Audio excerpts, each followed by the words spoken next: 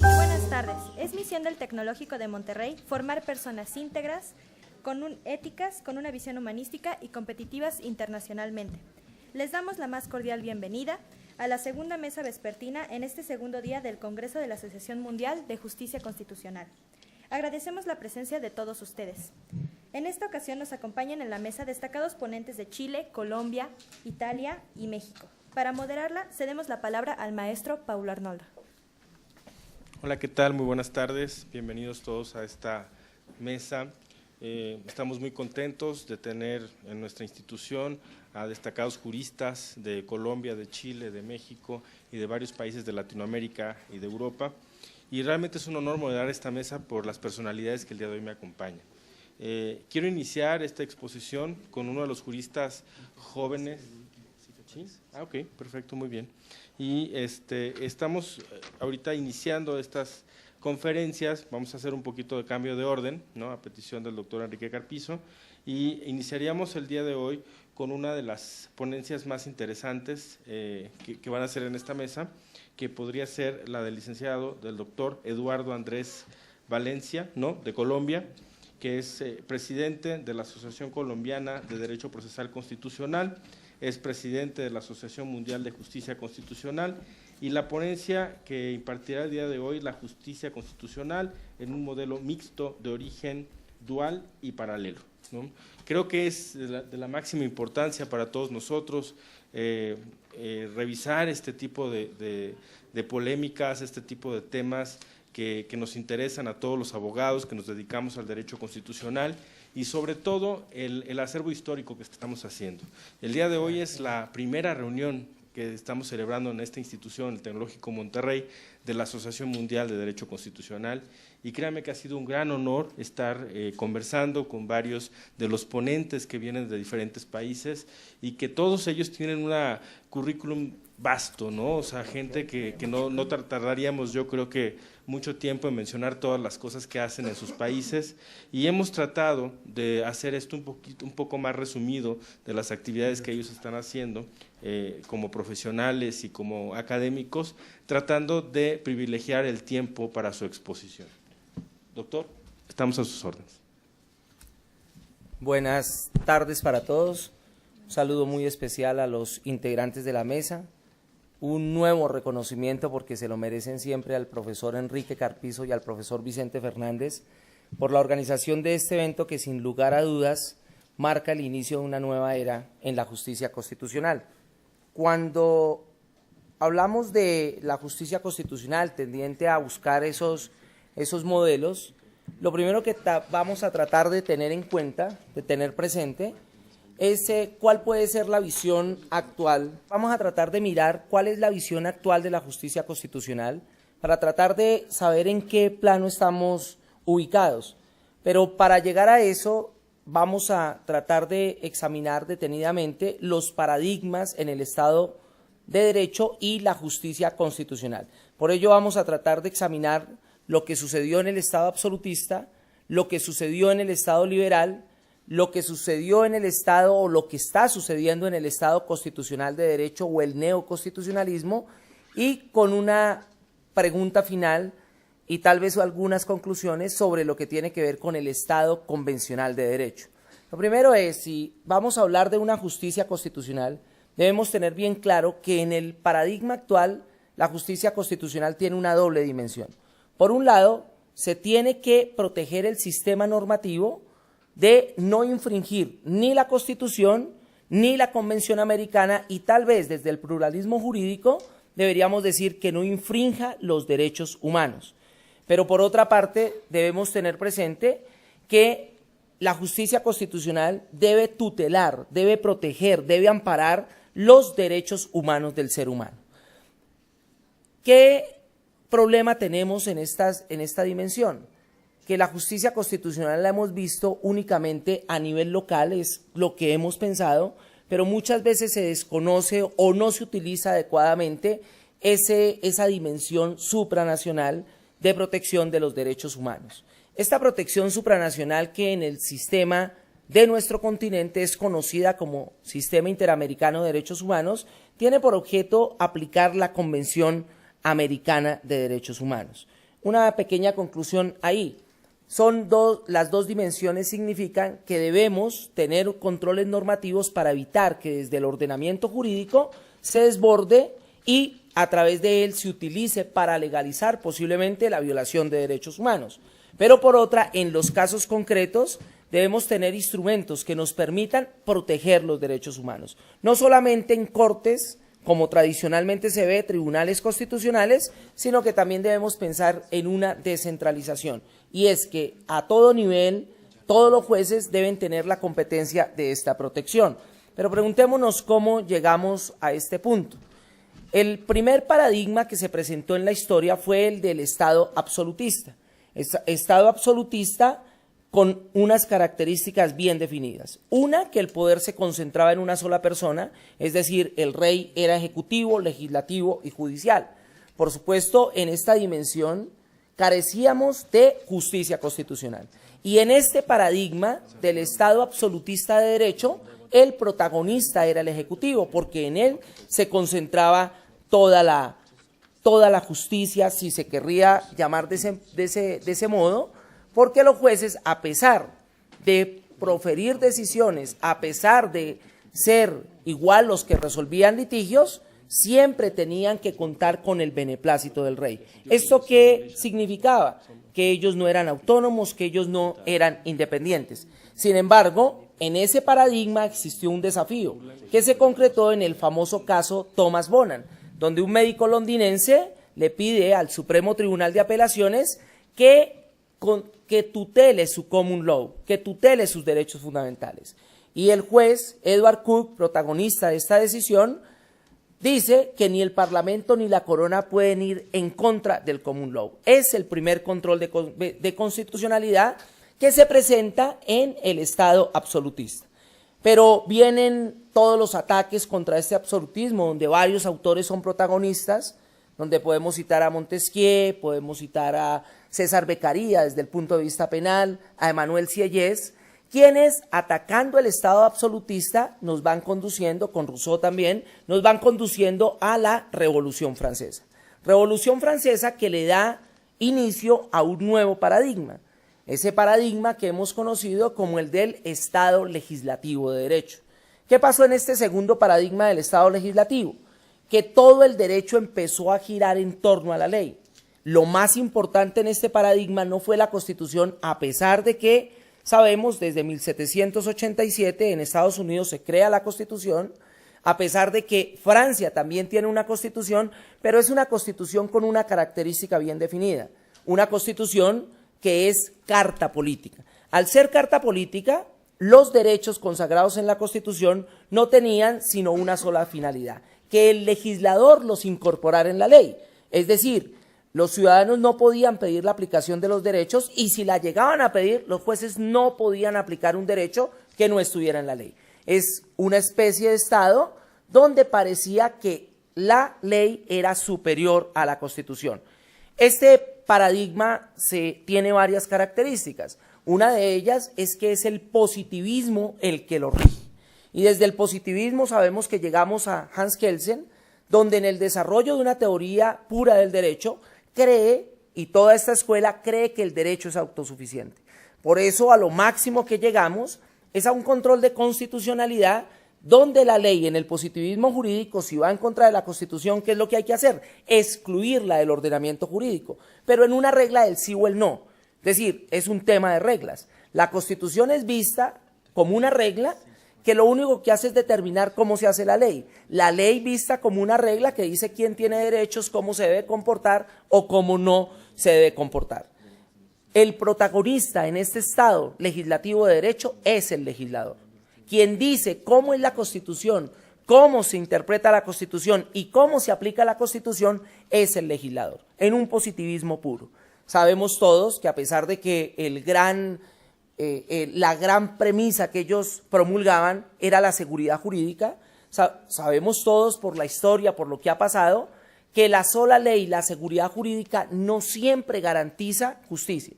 Y por eso aparece, después de la Segunda Guerra Mundial, el Tribunal de Nuremberg, donde se rompe este positivismo jurídico y se empieza a juzgar a los nazis por fuera de la ley. Porque se tenía el siguiente problema: si a los nazis se juzgaran desde la ley, pues ellos no serían delincuentes. Todo lo que hicieron fue legal, pero ¿quién puede dudar que lo que hicieron no solamente estuvo mal, sino que fue inconstitucional y además fue inconvencional? A partir de ahí, miren que estamos en un estado donde hay una constitución, pero una constitución desde el positivismo jurídico, una constitución que únicamente es carta política, excepto lo que pasó en los Estados Unidos, donde ellos desde el comienzo vieron a la Constitución como una norma jurídica. Por eso el fallo Marbury versus Madison de 1803 es un fallo quedándose dentro del Estado legislativo de derecho, pero miren que es control de constitucionalidad sobre la ley, a pesar de ser de esa manera y ser la Constitución para los americanos no una carta política únicamente, sino también una norma jurídica, permitió que un juez ejerciendo control de constitucionalidad pudiese inaplicar una ley para aplicar la Constitución. Seguimos avanzando en el tiempo. Colombia ahí fue en 1910 un gran protagonista porque consagra por primera vez en el mundo la acción abstracta de inconstitucionalidad. No fue Kelsen, fue Colombia en el acto legislativo número 3 de 1910, donde permite que cualquier ciudadano pueda demandar ante la Corte Suprema una ley o un decreto por ser inconstitucional. Luego, en 1920, Austria también trata de tener, a pesar de que es Kelsen, trata de ir mostrando que la propia ley, el positivismo puro, la ley se puede discutir, pero en ese blanco y negro de lo que conocemos como las reglas. Luego de la Segunda Guerra Mundial, tal vez ahí es donde debemos empezar a hablar de un nuevo constitucionalismo. Un nuevo constitucionalismo, por supuesto, que empieza después de la Segunda Guerra Mundial, pero que tiene tal vez sus mayores representantes, su mayor influencia en la década de los 70. ¿Pero por qué decimos que arranca después de la Segunda Guerra Mundial?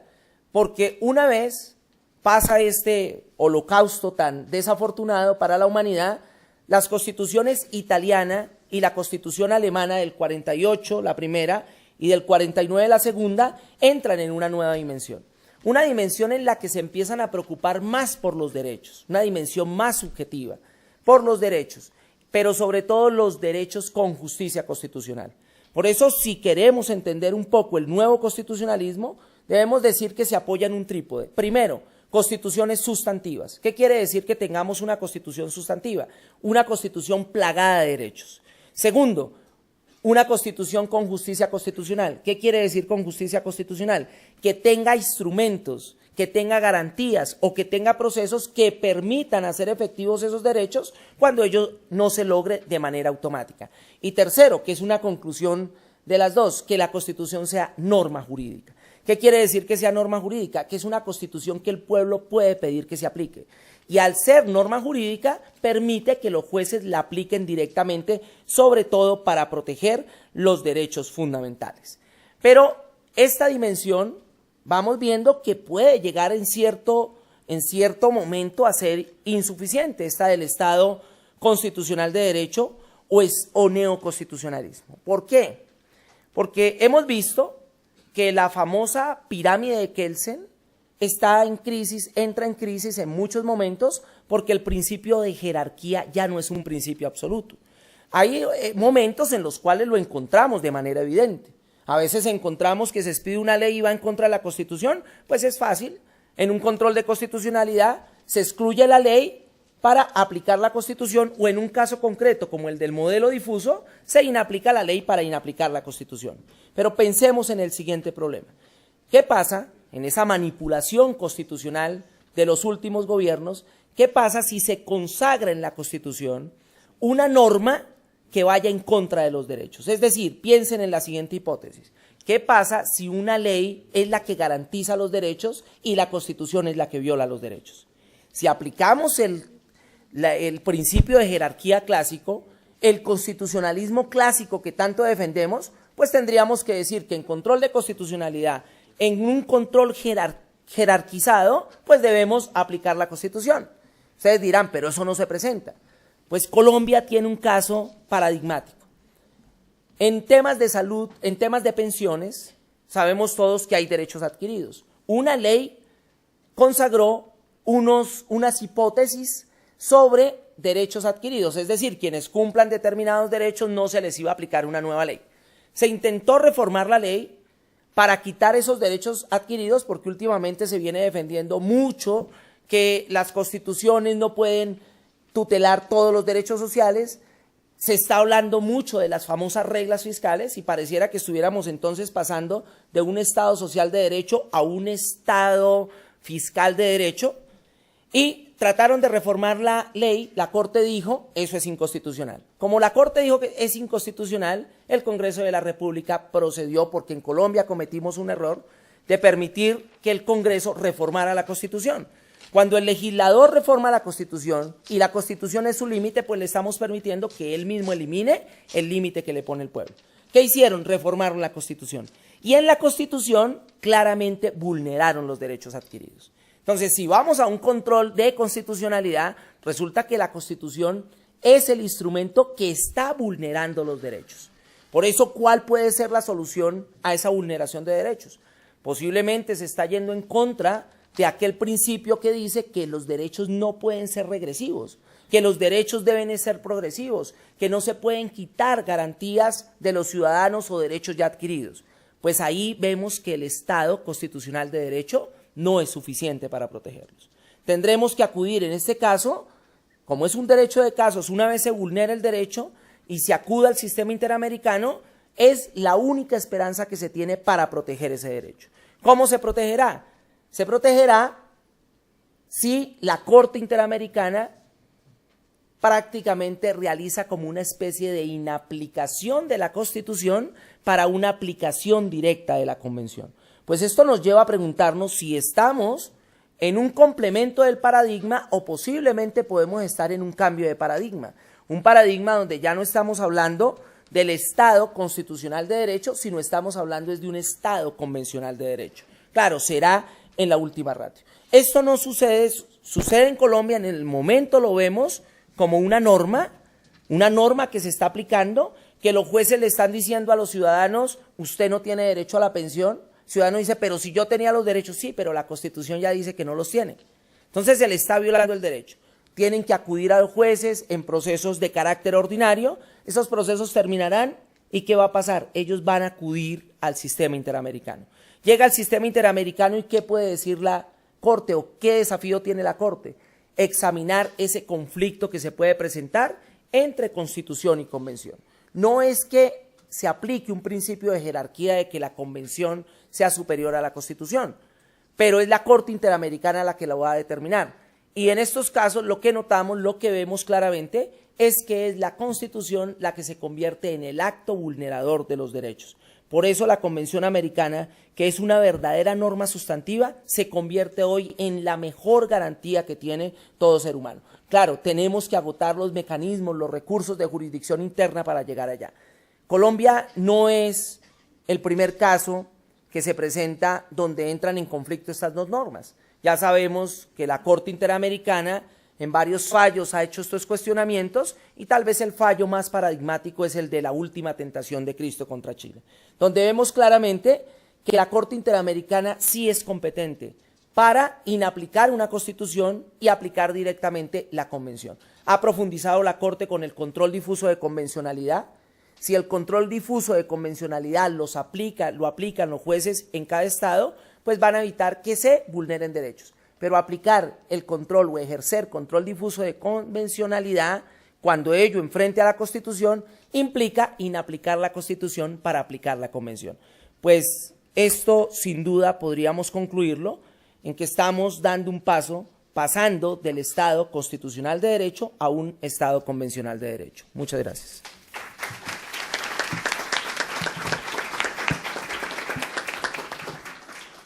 Muchísimas gracias al doctor Eduardo. Sin duda Colombia es un referente moderno de lo que es los cambios constitucionales y realmente nos es un honor haber tenido esta conferencia con el doctor Eduardo, que es uno de los especialistas más destacados de Colombia en la parte del control de la constitucionalidad. Vamos a continuar con nuestro programa. El siguiente ponente nos honra con su presencia en nuestra institución, el doctor Pablo Contreras Vázquez, es profesor de la Universidad Alberto Hurtado de Chile, y la ponencia que hoy nos trae es Control de la Constitucionalidad y Discrecionalidad Nacional. Adelante, doctor. Bienvenido. Bueno, muchas gracias y me sumo a todas las felicitaciones y agradecimientos pertinentes. Nunca está de más seguir agradeciendo la realización de este tipo de eventos. Y espero que no me odien después de esta ponencia porque los entusiastas de la justicia constitucional han estado a lo largo de estos 2 días ensalzando la labor del juez y ese deber que tiene de aplicar los derechos fundamentales, aplicar las obligaciones de derechos humanos. Y efectivamente desde el año 2006 lo que venimos haciendo, los juristas interesados en estos temas, es hablar del control de convencionalidad como ese deber que impone la Convención Americana a los jueces para incluso inaplicar preceptos legales, y se discute respecto de preceptos constitucionales cuando estos violen la Convención. Pero sin embargo, y eso es lo que ha faltado en esta discusión, es hablar sobre los límites del poder de los jueces. Es hablar sobre algo que también conocemos en la justicia constitucional. ¿Cuál es? Esas teorías de la deferencia razonada, la deferencia al legislador, la autorrestricción judicial, el self-restraint, que también protege otros valores que están en competencia. La soberanía democrática como un principio de legitimidad del poder, la subsidiariedad del sistema interamericano de protección de derechos humanos. Por lo tanto, quiero remitirme a estas consideraciones en este momento, y por eso espero que no me odien después de todo esto, porque voy a hablar sobre discrecionalidad nacional. Y no quiero con esto volver a un concepto westphaliano de Estado nacional, pero sí quiero hablar de que los entes estatales poseen un margen de discreción en determinadas circunstancias. Y para eso voy a tratar 3 cuestiones. Primero voy a tratar lo que se conoce como las teorías de deferencia a nivel del derecho internacional de los derechos humanos. Y en esto algo ya se ha dicho en este congreso, el doctor don Nelson Ovalle, que ya salió justamente cuando lo iba a citar, nos habló el día de ayer a propósito del margen de apreciación. No, ahí está, se cambió. Ahí estaban sus cosas. Pero bueno. Entonces esa va a ser mi primera cuestión. Mi segunda cuestión va a ser analizar los estándares de escrutinio que fija la Corte Interamericana en los distintos tipos de control de convencionalidad. Y eso quiero ser bien claro, desde el punto de vista de la jurisprudencia de la Corte, no hay un único nivel de escrutinio de control de convencionalidad. Y creo que es necesario construir una tipología al respecto. Y la tercera cuestión va a ser, bueno, teniendo en consideración las doctrinas de deferencia y a la vez los distintos niveles de escrutinio, ¿cuáles son los grados o niveles de discrecionalidad que poseen los órganos del Estado? Intentaré resolver estas cuestiones a continuación. Pasemos a la primera cuestión. ¿Cómo se articula la deferencia en el derecho internacional de los derechos humanos? Y aquí no voy a hablar de los precedentes europeos, eso el doctor Ovalle fue bastante explícito con el caso Handyside. Quiero remitirme, sin embargo, a los precedentes interamericanos sobre margen de apreciación. Y son básicamente 2. Uno, en 1984, la famosa opinión consultiva número 4 sobre los procesos de naturalización o de nacionalización en Costa Rica. Y ahí la Corte accedió a dar margen de apreciación al Estado de Costa Rica. 20 años después aparece nuevamente en la ratio decidendi de uno de los fallos de la Corte, en el caso Herrera Ulloa versus Costa Rica. Sin embargo, aquí ya es una posición sumamente crítica. Y esto demuestra la marginalidad del margen de apreciación como doctrina propia de la Corte Interamericana de Derechos Humanos. Mientras que esta es una doctrina vasta en el Tribunal Europeo, en nuestra jurisprudencia interamericana es sumamente excepcional. Y esto se confirma incluso, y quiero ser bien enfático en esto, con el caso fertilización in vitro, Artavia Murillo versus Costa Rica. El año pasado, la Corte Interamericana lo que hizo fue aplicar a fondo un test de proporcionalidad y dejar de lado las consideraciones de margen de apreciación. Por lo tanto, no dio deferencia al Estado en la determinación de las regulaciones sobre la fertilización, los procedimientos de fertilización in vitro. Sin embargo, me parece interesante llamar la atención de que el margen de apreciación no es la única doctrina para estudiar la discrecionalidad estatal en el ámbito del derecho internacional de los derechos humanos. También el principio de proporcionalidad puede jugar un rol en este punto. Y quizás el caso más claro en la jurisprudencia interamericana es un caso mexicano. Es el caso Castañeda-Gutmann. Y no recordamos estas partes a veces, pero en Castañeda-Gutmann lo que fija la Corte es que cada Estado puede tener un margen de discreción en la regulación de los sistemas electorales. ¿Cuál era el caso? Básicamente se cuestionaba si el requisito de ser postulado por un partido para acceder a la elección de presidente era una violación de la Convención Americana. Pues bien, la Corte dice, mire, aquí hay una práctica estatal que difiere en este punto. Algunos permiten las candidaturas independientes, otros permiten que sea a través de partidos. Y en esto, la acción estatal, el requisito electoral, no viola la Convención Americana. Entonces, el análisis de proporcionalidad, sin utilizar margen de apreciación, otorga discreción al Estado en la regulación de estos temas. Esta es la primera cuestión. Estas son las tesis de deferencia y discrecionalidad. La segunda cuestión es construir y avanzar en una tipología de los niveles de escrutinio que tiene el control de convencionalidad bajo la jurisprudencia de la Corte Interamericana. Y aquí yo estoy construyendo, ya estoy mirando sobre los hombros de gigantes, estoy construyendo estas categorías a partir de opiniones como la de Néstor Pedro Sagüez o, bueno, el mexicano Eduardo Ferrer. Y lo que quiero proponerles es lo siguiente, una tripartición de control de convencionalidad según la Corte Interamericana. El primero es un control fuerte, el segundo es un control débil y el tercero es el más peculiar de todo y quizás el menos estudiado, es un control como directriz. Ahora voy a proceder a explicarlo y voy a citar los casos pertinentes. El control fuerte es el precedente que tenemos de la jurisprudencia y de las opiniones mayoritarias de la Corte. Es el caso que atañe a Chile. Almonacid Arellano versus Chile, y el famoso parágrafo que suele ser citado en todos los casos en que aparece el control de convencionalidad. En este caso, la Corte invalida una norma. Dice, esta norma no tiene ningún efecto por violar la Convención Americana. Ya me están aquí. Pero fíjense, también hay un control débil, donde no procede la invalidación, sino que el mandato es un mandato de interpretación conforme a la Convención. Los casos mexicanos son particularmente ilustrativos en esto, Radilla Pacheco y Cabrera García. La norma persiste, pero el juez tiene una obligación de darle un sentido conforme a la Convención. Sin embargo, el más interesante a mi juicio es el control de convencionalidad como directriz. Y en este punto hay que citar el caso Gelman, o Hellman, como prefieran ustedes. Aquí dice que el control de convencionalidad debe ser ejercido por cualquier autoridad pública, no solo jueces, incluso instancias democráticas. Pero la pregunta es, bueno, si no va un juez a aplicar, a hacer una interpretación o a invalidar una norma, ¿cómo se ejerce este control de convencionalidad? Y aquí el control de convencionalidad funciona como guía, como parámetro para la elaboración de una norma. Por ejemplo, dictar una ley que regule las materias de amnistía. ¿Se entiende? Aquí no hay una invalidación ni tampoco una interpretación conforme. Déjenme llegar rápidamente a la tercera cuestión y tratar de cerrar los problemas de control de convencionalidad y de discreción nacional.